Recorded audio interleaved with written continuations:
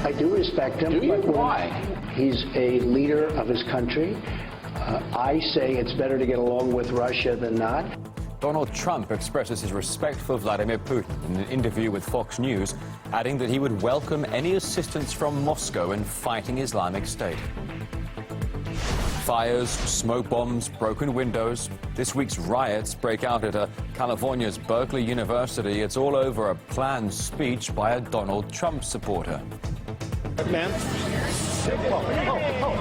5 minutes later, my friends and I were cornered by about 150 people, all dressed in black, taking people's hats, pushing people against railings, throwing us over borders. This is what radical leftism looks like.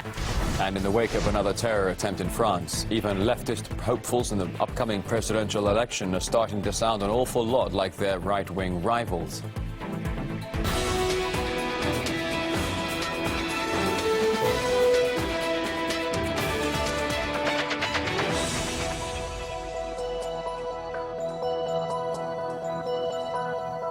Today's top stories and the main headlines of the week. Welcome to the Weekly on RT International.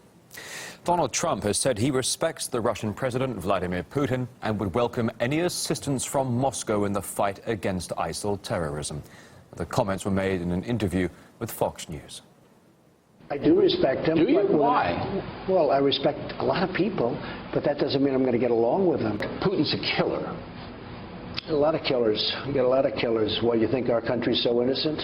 Trump's comments come after the U.S. Treasury scrapped restrictions on transactions with the Russian Federal Security Service imposed over the alleged hacking of America's presidential election. However, the president and his White House spokesperson are refusing to call the move an easing of sanctions. We're not easing sanctions. The Treasury Department, it is, from what I understand, it is a fairly common practice for the Treasury Department, after sanctions are put in place, to go back and to look at whether or not there needs to be specific carve-outs for different, either industries or products and services that need to be going back and forth. But I would refer you back to the Treasury Department on that. Ron Paul, a former U.S. presidential candidate, says Trump wants to ease restrictions on Russia, but he needs to do it carefully. I think he wants to reduce the sanctions, and I think he's going to get a lot of heat from it. Most people are not like me. I hate sanctions. I don't think we should have them. And a lot of people think, they believe into all the rhetoric and the discourse about, the Russians are coming, we got to punish them. So he has to deal with this more gently. So he puts on this example of trying to reduce sanctions, and he doesn't remove them, but I think he's sort of testing the waters. But that's just my guess, because I think he really wants to reduce the sanctions, and he expects to get a lot of political heat from it, which I've already heard some of, because people, condemn it. Well, this week saw violence during protests at the University of Berkeley in California. The editor of news website Breitbart was due to give a speech. The Trump supporter planned to speak out against so-called sanctuary campuses, which offer protection to undocumented students.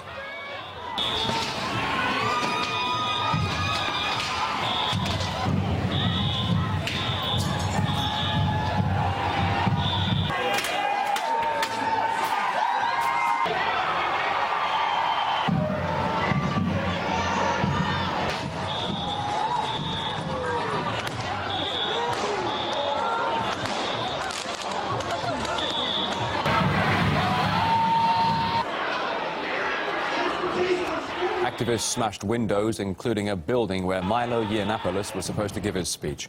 The rioters, masked in black, were armed with baseball bats and stones. Police declared a lockdown across the campus, using rubber bullets and tear gas against the crowds. And some of the protesters also tried to block traffic, even attacking a car they believed that Yiannopoulos was using to flee.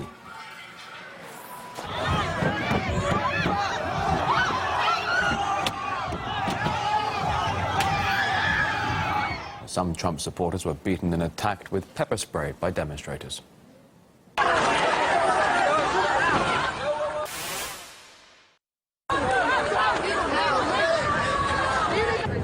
looking to just make a statement by being here, and I think the protesters are doing the same. And props to them for the ones who are doing it non-violently, but I think that's a very rare thing indeed. Are you surprised?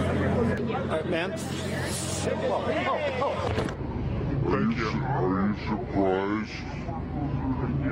ma'am? We spoke to the girl you just saw being pepper sprayed, Kiara Robles. She said there was much more violence that seemed to happen right off the camera. What you were watching there, what the viewers were watching there, was me essentially getting interviewed by, let's just say it, a very left-leaning journalist. Right after I'm giving him props for all of the peaceful protesters that were out there. Not even a second later, I'm getting pepper sprayed in the face. 5 minutes later, my friends and I were cornered by about 150 people, all dressed in black, taking people's hats, pushing people against railings, throwing us over borders. This is what radical leftism looks like. I should have known better. Like, I came prepared with a hat. Rioters came prepared with mace, batons, assault weapons. Like, I should have actually known. The socialist group on campus was publicly stating that they need to shut this event down. Shut it down. Well, what does shut it down mean? Is that not clear to you now what shut it down means? It's like, you didn't even get to see it in that pepper spray video. It was 10 times worse than that. In response to the riots, the university said it condemned the violence and unlawful behavior, saying it regrets a peaceful protest was overshadowed. But an American congresswoman dubbed the violent protests at Berkeley, quote, a beautiful sight. We have seen demonstrations, and I think we've already talked about that around the country. Young people at Berkeley protesting against this unconstitutional order. And so as we encourage our young people to get involved, I thought it was a beautiful sight.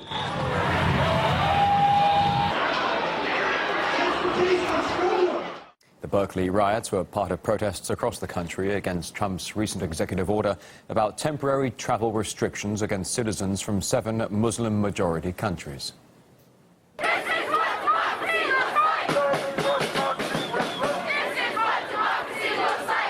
Yeah, the order was soon blocked by a judge and currently remains so after a federal court rejected an appeal by the Trump administration. It's the latest turn in the legal battle between the White House and the federal judge in Seattle who ordered the national halt on the order.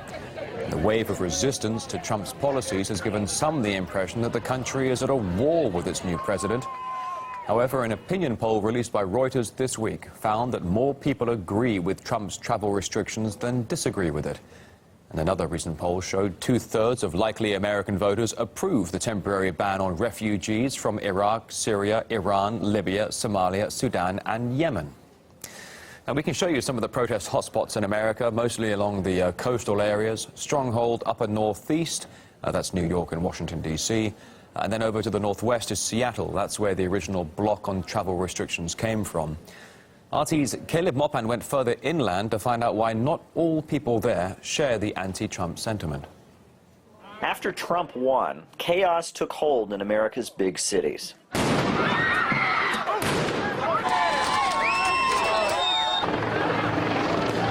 Windows got smashed and buildings were vandalized. But further away from Washington, D.C., like here in Wilmington, the buildings had already been crumbling for a long time. It's not good. We don't have jobs. We need jobs. Poverty's horrible. Business is lost. Like look at Airborne. And when Airborne closed, thousands of people lost their jobs. So it affected a lot of businesses. I just think that we haven't had a voice for, a long time. So I'm excited about the president. I feel like we have been forgotten.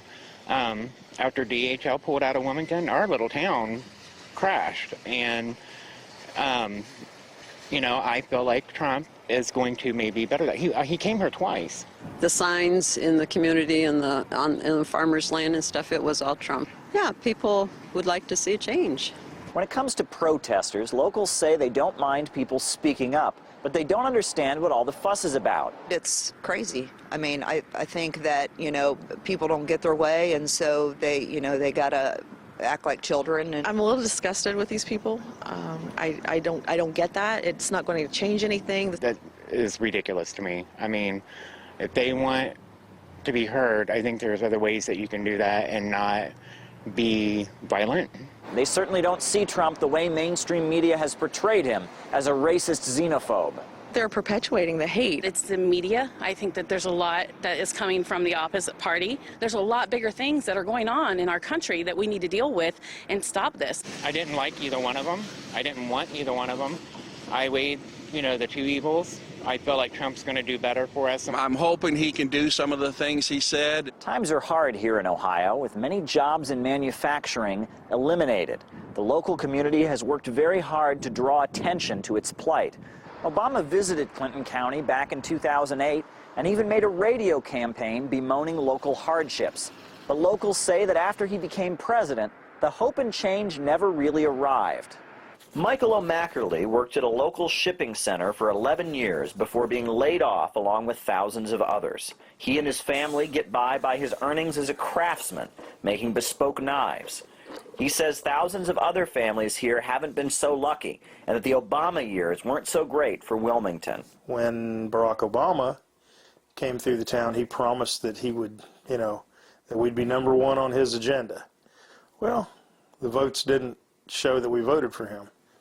He never contacted us again, and we were ready for something different. We were ready to bring some jobs back here.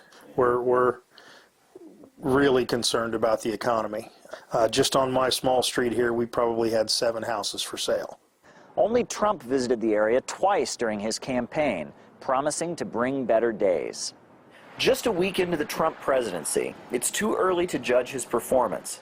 But here, locals at least want to give him the chance to deliver. He started doing the job before he took the job. That's pretty much dedication, don't you think? Caleb Maupin, RT, Wilmington, Ohio.